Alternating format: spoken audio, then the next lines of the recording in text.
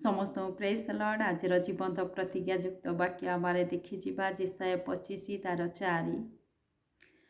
कारण तुम्हें दरिद्रर दृढ़ दुर्ग, दिनहीनर संकट समय ताहार दृढ़ दुर्ग, भयंकर लोक मान श्वासवायु प्रबल बतास तुल्य प्राचीर लगिबा बेले प्रबल बतास निवारक आश्रय ताप निवारक छाया होइअछ। Praise the Lord.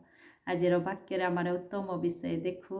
सदा प्रभु दरिद्र दिनहीन मान संकट समय उद्धार करने से मानकर दृढ़ दुर्ग अटंती। पुणी भयंकर लोक मान कबल उद्धार करने से मानकर प्रबल बतास निवारक आश्रय अटंती। पुणी तापर उद्धार करने ताप निवारक छाया अटंती। Praise the Lord.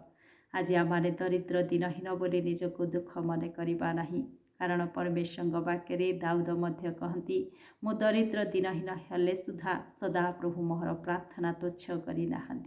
आम हितोपदेश जदि 17:5 जदि देखा परमेश्वर वाक्य लिखा जाए जो लोक दरिद्र को परिहास करे से ताहार सृष्टिकर्ता को निंदा करे पुणी विपदरे जे आनंद करे से अदंडित रहिब नाही। Praise the Lord. जे दिनहीन को तुच्छ करे आउ ताहार परिहास करे से अपना सृष्टिकर्ता को निंदा करे परमेश्वर को से निंदा करे बोली परमेश्वर को वाक्य लिखा जाए।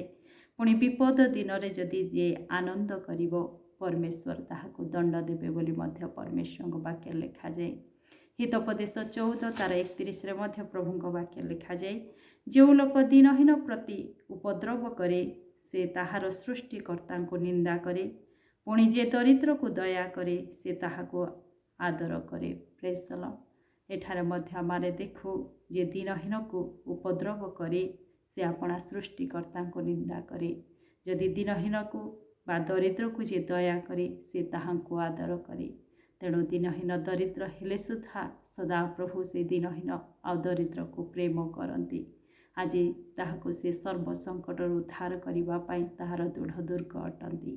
तेणु आज आम निराश होगा ना प्रभु ठारे भरोसा रखी आग को बढ़िबा।